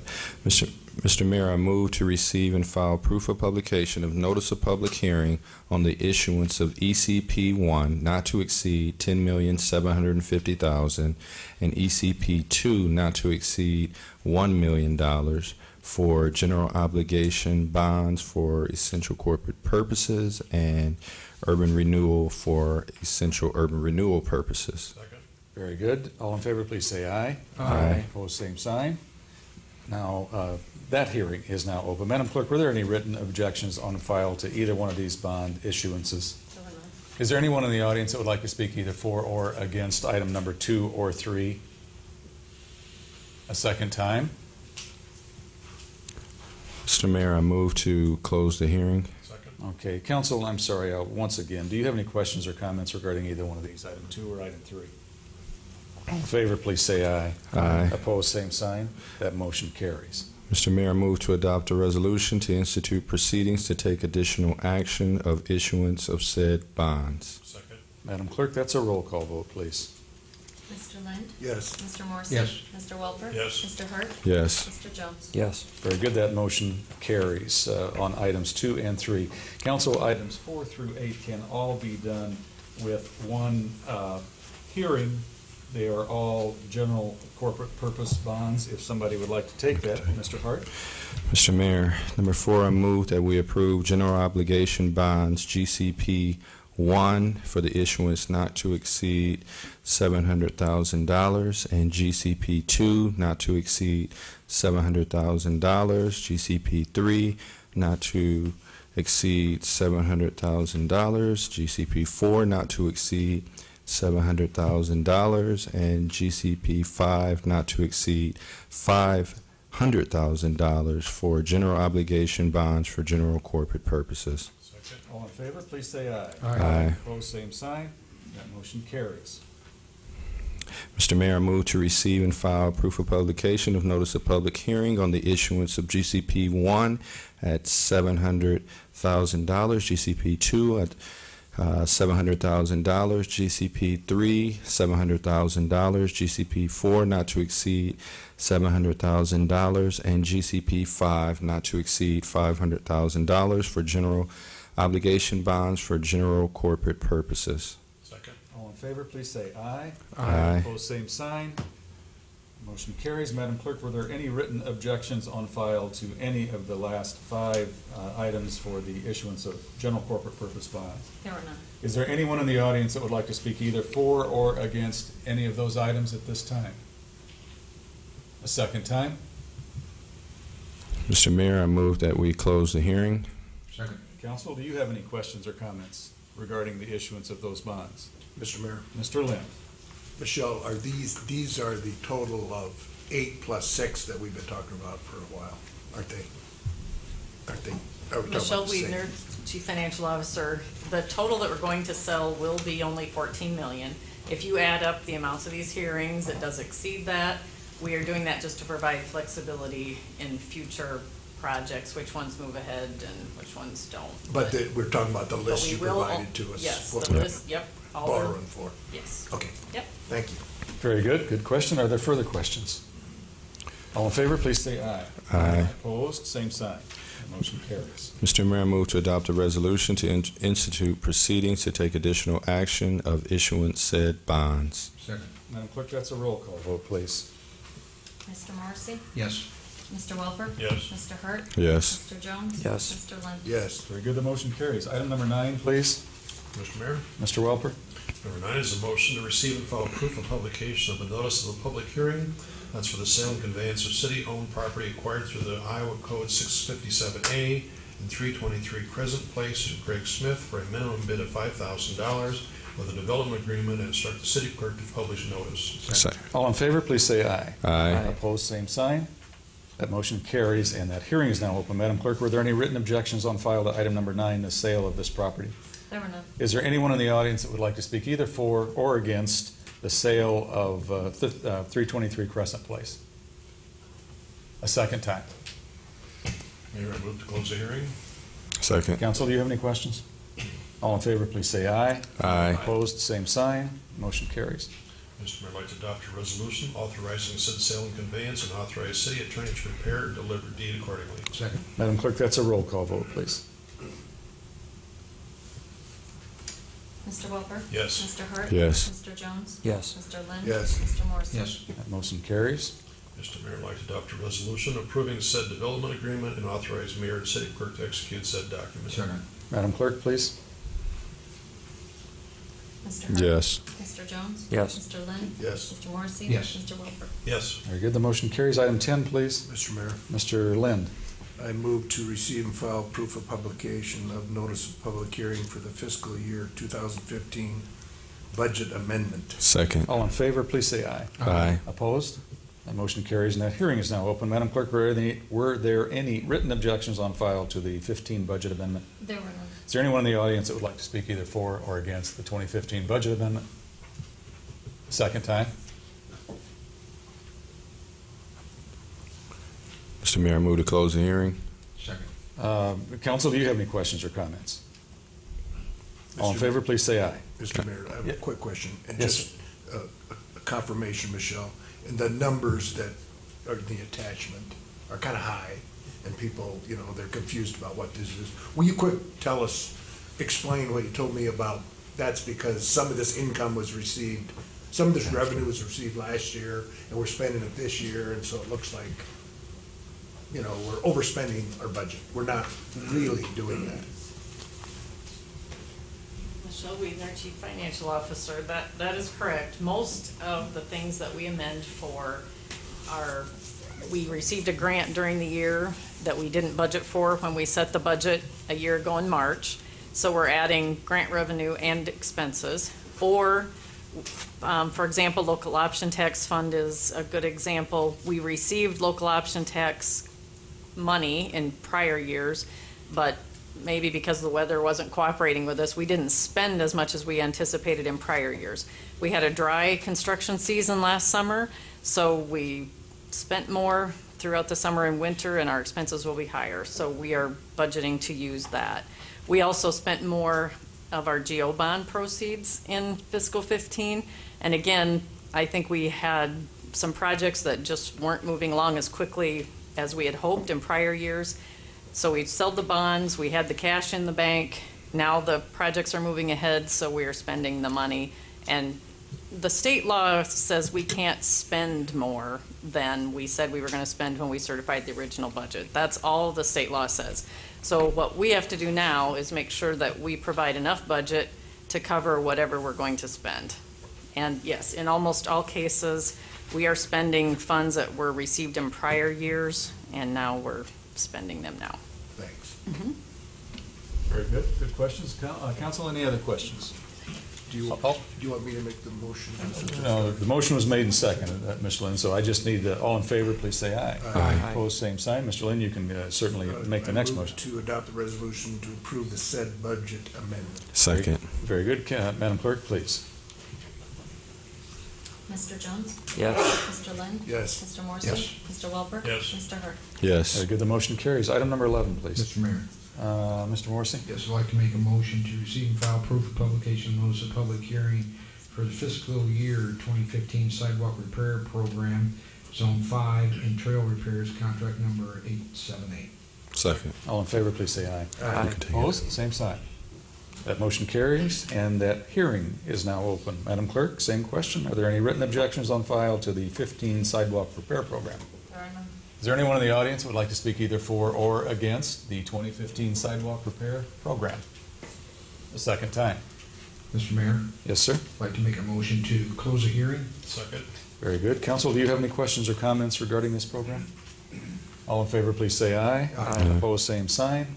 Motion carries. Mr. Mayor, I'd like to make a resolution confirming approval of plan specification, formal contract, etc. Second. Madam Clerk, please. Mr. Lynn? Yes. Mr. Morrissey? Yes. Mr. Welper? Yes. Mr. Hart? Yes. Mr. Jones? Yes. That motion carries. Mr. Mayor, I'd like to make a motion to adopt a resolution authorizing to proceed. Second. Madam Clerk, please. Mr. Morrissey? Yes. Mr. Welper? Yes. Mr. Hart? Yes. Mr. Jones? Yes. Mr. Lynn? Yes. Very good. The motion carries. Mr. Mayor, I'd like to make a motion to adopt a motion to receive and file and instruct city clerk to read bids and refer to the city engineer for review. Second. All in favor, please say aye. Aye. Opposed, same sign. Motion carries. We have 3 bids tonight. We had 3 bids. Madam Clerk, would you tell us who and what? Yes, the first bid is from Mike Dolan Concrete and Masonry. The bid bond was for 5%, and the total bid amount was for $330,258.09. The second bid was from B&B Builders and Supply of Waterloo, Iowa. The bid bond was for 5%, and the total bid amount was for $249,787.72. The final bid was from Midwest Concrete, Inc. of Piasta, Iowa. The bid bond was for 5%, and the total bid amount was for $325,442.00. Thank you, Madam Clerk. Item number 12, please. Mr. Mayor, Mr. Morrissey. I'd like to make a motion to receive and file proof of publication and notice of public hearing on a request to vacate, sell, and convey a portion of Green Hill Road right-of-way adjacent to 3561 University Avenue to 13 Associates LLC in the amount of $28,000. Second. All in favor, please say aye. Aye. Opposed? That motion carries, and that hearing is now open. Madam Clerk, were there any written objections on file? There were none. Is there anyone in the audience that would like to speak either for or against the sale of 3561 University Avenue? A second time. Mr. Mayor, Mr. Morrissey. I'd like to make a motion to close the hearing. Council, do you have any questions? I'm sorry, second. Second. Council, do you have any questions or comments? Mr. Mayor. Yes, sir. I have Mr. a Lynn. question from Noel. Noel, we followed all the provisions of Iowa Code 306.23. I had a recommendation. Approval of planning and zoning. Noel Anderson, Community Planning Development Director. Yes, we did. Thank you. Mr. Morrissey, I don't think it's necessary, but would you also, Madam Clerk, in the record, add that we accept the recommendation of approval of Programming, Planning, and Zoning Commission? Thank you. Okay. Okay. Go ahead. Do we vote on it? We need to move on to, yeah. Did we vote? We're going to do a roll, got to do It's a close roll the call hearing. vote, Madam Clerk, please. That I'm sorry, that's a that's voice vote. All in favor, please say aye. Aye. Opposed, same sign. That motion carries. Mr. Mayor? Yes, sir. Sorry for the confusion. That's my fault. I'd like to make a motion to receive, file, and consider and pass for the first time an ordinance approving a request by 13 Associates LLC to vacate a portion of Green Hill Road right-of-way. Second. Madam Clerk, that is a roll call vote, please. Mr. Welper? Yes. Mr. Hart? Yes. Mr. Jones? Yes. Mr. Lind? Yes. Mr. Morrissey? Yes. Very good, the motion carries. Mr. Mayor, The next line. We can't, we don't have, don't can't we do usually, no? We If can't. we have 6, but with We 5, can't do it. we can't even have Okay, 6. so we will read this a second and hopefully third time next week. We have to have a majority in order to do we have to have a supermajority to suspend the rules. So, Mr. resolutions, Mr. let's do Mayor. items 13, 14, and 15, please. Can we do Mr. Hart? 13 and 14? Mr. Mayor, I move to adopt a resolution directing the advertisement for the sale of $12,455,000 general obligation bond series 2015A, setting the sale date as June 9, 2015, for approval of electronic bidding procedures and official statement for sale. And 14, move to adopt a resolution directing the advertisement for the sale of $1,545,000 taxable general obligation bond series 2015B, setting date as June 9, 2015, approving electronic bidding procedures and the official statement for sale. And 15, I move to adopt a resolution approving the 2015 JAG Grant H009-IA-RJ for the FY 2016 Edward Byrne Memorial Justice Grant JAG in the amount of $58,833 to be used in a joint effort by jurisdictions of the City of Waterloo, City of Cedar Falls, Black Hawk County Sheriff's Office, and the Black Hawk County Attorney's Office. second. Very good. Council, do you have any questions or comments on 13, 14, or 15? Madam Clerk, those are roll call votes, please. Mr. Hart? Yes. Mr. Jones? Yes. Mr. Lind? Yes. Mr. Morrissey? Yes. Mr. Welper? Yes. Very good, the motion is carried. Gentlemen, 18 is deleted, so would somebody please take 16, 17, and 19? Mr. Mayor. Mr. Hart? Move that we adopt a resolution approving the release of city's reversionary rights on the properties located at 332 and 334 Irving Streets. Move to adopt a resolution for completion of project and recommendation of acceptance of work performed by ProTac and Tennis, Inc. of Bennington, Nebraska. Wow. At a total cost of $51,620 in conjunction with the 2014 Burns Tennis Complex resurfacing project. And 19, I move to adopt a resolution approving memorandum of understanding of agreement with Hawkeye Community College to conduct fire science classes at the Regional Hazmat Training Center. Second. Very good. Council, do you have questions on those three? Madam Clerk? Mr. Jones? Yes. Mr. Lind? Yes. Mr. Morrissey? Yes. Mr. Welper? Yes. Mr. Hart? Yes to 16 and 17 and abstain from 19. Very good. The motion's carried. Let's do 20 by itself, please. Would somebody take item 20? Mr. Mayor. Mr. Welper? Who was that? Mr. Morrissey, I'm sorry. Go You sound alike. Go ahead. Go ahead. All right. Mr. Welper? Sure. Number 20 is a resolution approving the second amendment to the development agreement with ConAgra Foods Packaged Foods Company, Inc. for the cost of $10 million, third phase at the existing ConAgra Food site at Midport Boulevard, adding a $600,000 grant amount for the infrastructure improvements, noting that the exercise of the option land, exclusions of land for the treatment facility in the city extension of Midport Boulevard, and authorize mayor to sign and fully execute the document. Second. Very good. Council, you have questions? Mr. Mayor. Mr. Lynn? No, can you help me out here? $10 million. The public expects $55 million, because that's what the paper said. What's the difference between what's reported and what's we're approving here? Noel Anderson, Community Planning and Development Director. So the $55 million amount, $55 million amount is the amount that ConAgra Foods is investing into the property. That would include, I believe it's about $14 million in new building construction. Then there's some site improvements, probably a couple million. There's infrastructure extensions out there, and then they have a lot of money in equipment and setup for their $50 to $55 million investment amount. So the actual improvements of the assessed value to the property of a 99,000 square foot building is $10 million. We're saying that it has to be assessed at $10 million. Correct. The amendment to the development agreement has a minimum assessment agreement to it saying it'll be worth at least $10 million. And as I understand it, we have to build the treatment facility? No, we are not building it. We operate the treatment facility out there. They will bring the necessary infrastructure and improvements to that from their plant to the treatment facility, and then we will continue to operate it. But we won't have to build a pre-treatment facility or anything out there for them? No, we will not. We have one out there. Oh, okay. The land, as I understand it, the land was promised 20 years ago by that development agreement. Back in 1997, the original development agreement anticipated or put forth the incentives for 3 phases out there. Of course, there was the initial phase in 97, there was the first expansion in 2006, and now this one. That original development agreement noted that upon their moving ahead with this phase 3, that they would be granted that additional 25 acres for $1.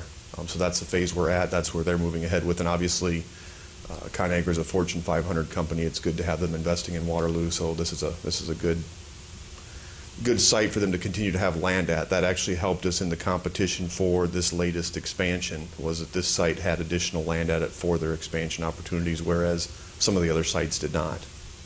You gave me some numbers, and I wish, and I tried to ask those other people earlier, cost per job, as I understand it, we're going to invest $8.1 million over 20 years.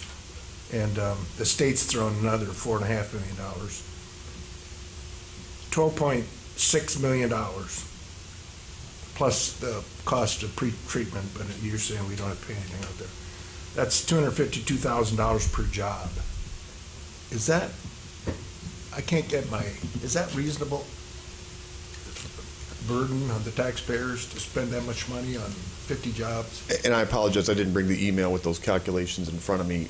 The $252,000 per job, is that over a 1-year period or a? I just took the total cost of the project, including the state and Hawkeye tax, just all taxpayer money divided by. I mean, obviously one of the differences between the city of Waterloo as a city organization and a private entity is that the city doesn't always make money up front like you would as a private individual when you sell land. That's why we give land away for $1 in conjunction with the development agreement, because then we're getting years and years of taxes and investment from the company. So the numbers that I ran, I think showed a lot more net gain than net cost. Oh, Michelle has it here for me. In terms of looking at a 20-year period or something like that. Yeah, the cost over a 20-year period, and I think I had in there the cost of the land, the city funds for infrastructure, what we anticipate for a match for the Rise Road funding, and the rebated taxes added up to $8.125 million. The gains added up to $57 million over that 20-year period. What I looked at was 57 jobs at $24 an hour equals $2.8 million in payroll in the community per year. So if we went that out 20 years, it was $56.9 million. The permits based on a $20 million permit value, which is what our building official believes it'll come in at, is $130,000 cash. And the city taxes received over a 20-year period was $1.4 million. So overall, over a 20-year period, we'll gain $57 million, and it'll cost us $8 million.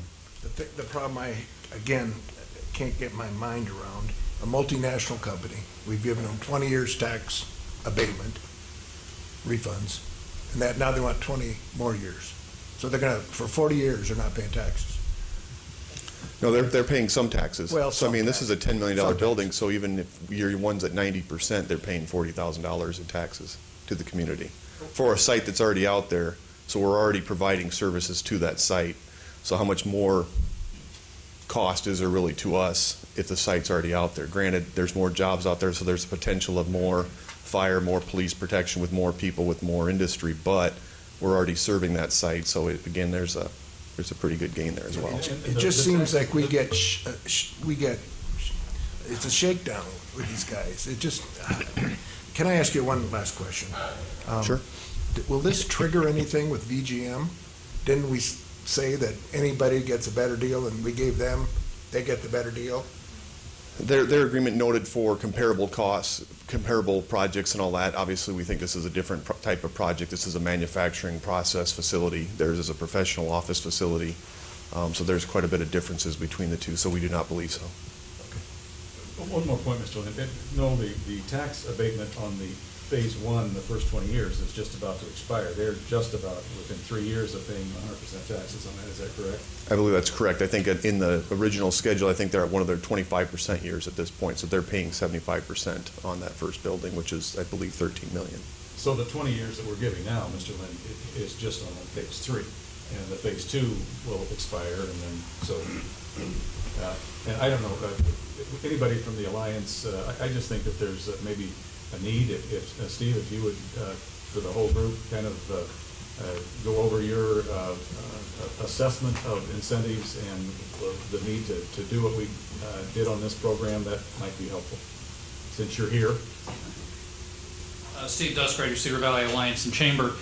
As I'd mentioned in some of my earlier comments, we're in competition for these kinds of investments, and the thing that makes this one in particular good from the Waterloo point of view is that the original deal was made in 1996. And at that point, you said this is the kind of investor that we want to continue to induce to make investments in our community.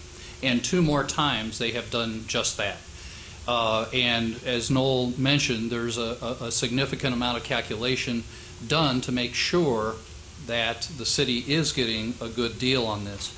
The other thing that I would mention in terms of context, you've seen 2 very different kinds of projects recently. One, which is a professional office environment where there were more than a couple hundred jobs involved. And then an industrial setting with less than 100 jobs involved.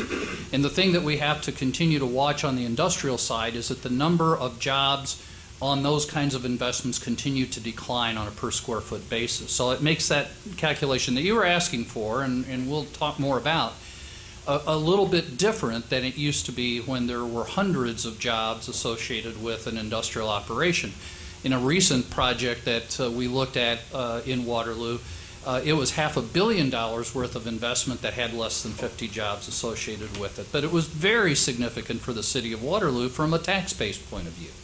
And that's the way that we should look at this one as well, is phasing. They're continuing to show good confidence here. We continue to compete, and we continue to win. So on balance, it is certainly a rational proposal.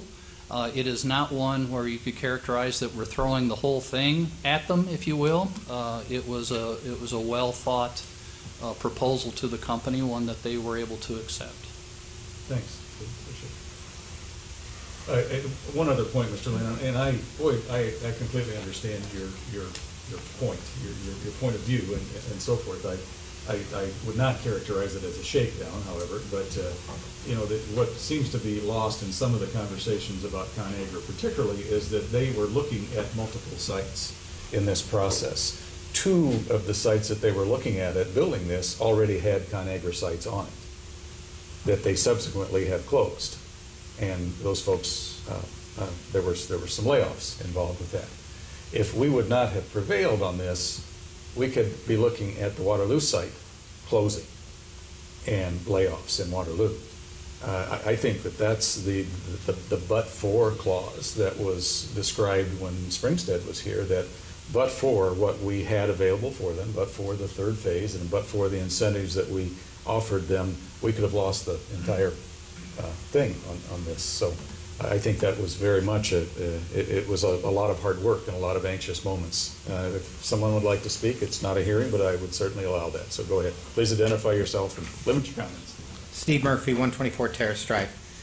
So a couple of things. As soon as I saw this on KWWL, I called my at-large council person to ask kind of the same question about VGM and whether it's... I trust the person that said it, but they claim that they knew nothing about this at all, and that KWWL was the first notice that my at-large council person got of this deal. And so I think I'll just lay that to rest with we're not transparent. Mr. Anderson, the problem with the math that you do is you assume the jobs stay in Waterloo. because it's the Waterloo taxpayers that are fronting the money, not the greater Cedar Valley. Those jobs aren't going to stay here. Those employers, the odds of them all locating here are too hard to compute. They're going to be spread out throughout the Cedar Valley. Great big ConAgra fan. I love the company. From what I heard, they're a great employer. But this is on the backs of the taxpayers. Maybe they are going to begin paying taxes on the first phase, but that money goes into a TIF and doesn't help us come budget time. I heard, I think, and we think, do we have it in writing from BGM that they agree that this is a different project? That they're not going to seek 83% over 20 years, because that seems to be better than the 75% over 10 years that we gave BGM. So it seems like it'd be better for the taxpayers to make sure that they agree with that, because our thoughts are only half the equation. They can turn around, as they've shown, some of those owners are likely to sue the city to get their point made. As I look at the TIF district, two things jumped out at me. I was stunned to find out that we call those empty fields out there in the TIF, we call them slum and blighted. And I thought, maybe that's why we have such trouble with true slums and true blights in town, is we have trouble identifying them, because those farm fields fall far short of any reasonable person's definition of a slum or blighted area. Additionally, from the county, that TIF ends in 2020. So I'm unsure how we're going to extend payments on a TIF past when the TIF's going to end. If this thing ends up with, oh, we're going to extend the TIF, okay, that seems, we've never actually sunsetted a TIF in Waterloo, so I think that's where we're probably going to end up. I love the idea that ConAgra's here. I love the idea they're expanding. The jobs are great. But I think a little bit more even keel, honest assessment of where we are and the deal. The math doesn't work out unless the jobs stay in town. It's a significant payment on the backs of the taxpayers. The TIF, if it's truly slum and blighted, that needs to be changed. That's a gross misuse of the slum and blighted TIF as the state defines it. Thank you for your time. Thank you. Is there anyone else? Yes, sir. Forrest Dillaboo, 1725 Huntington Road. Again, we hear the word TIF. Again, we hear the word, it may require more firemen, and it may require more policemen, it may require more snowplows. The only people that are paying for those are the residential taxpayers. You don't have a split of TIF dollars. You take it all, let them keep it all. We have seen in this city increased fees, stormwater fees, franchise fees, huge sewer increases coming, almost all exclusively on the backs of residents, with the exception of the sewer. So you're going to TIF some more ground.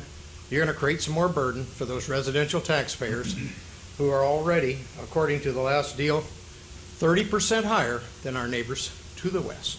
Thank you. Thanks, Forrest.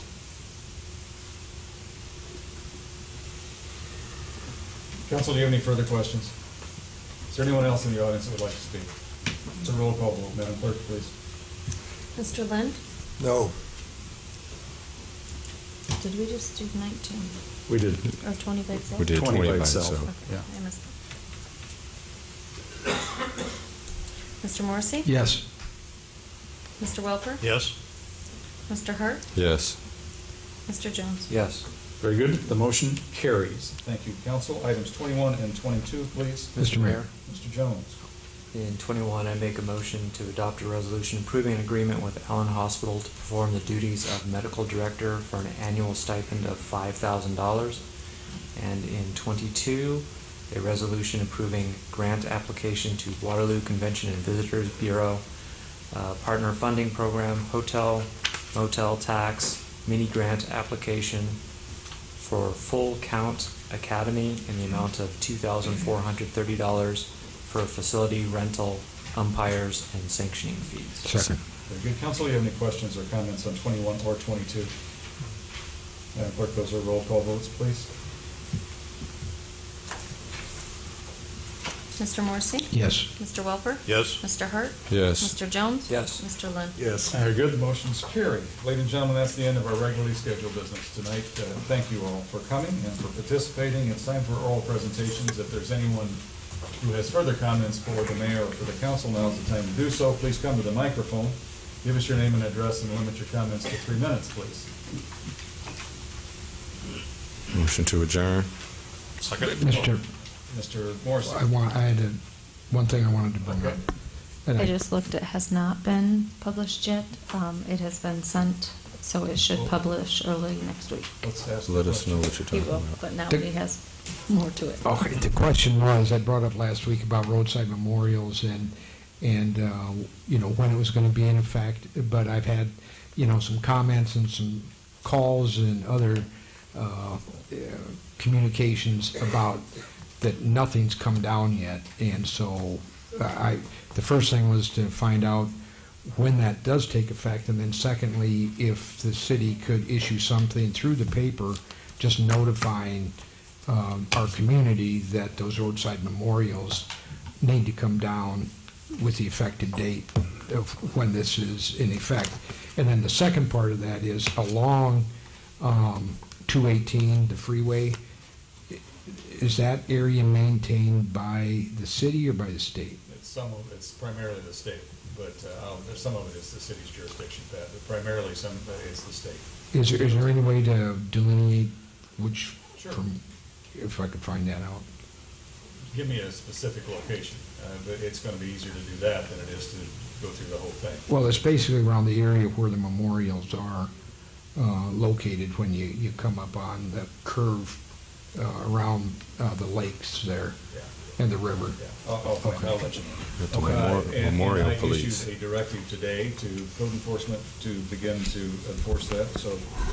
And my comments are in regards to communications that have been made to me about this. And I will issue a press release regarding this, but it's going to be up to the newspapers whether or not they want to publish it or carry it, but I will do a press release. And I will verify the exact date that it goes into effect, because it's 10 days after publication. Couldn't tell from my computer, but I don't think it's actually been published yet. They require so many days' notice, and it takes us a while to get them all ready because they get formatted and all of that. So I will check. It may be soon. Okay, thank you. Tim, tell them the Memorial Police are on their way. I made a motion. There's a motion, I think. Oh, to receive and file oral comments now. Second. Okay, all in favor, please say aye. Aye. Opposed? We're adjourned. Thank you.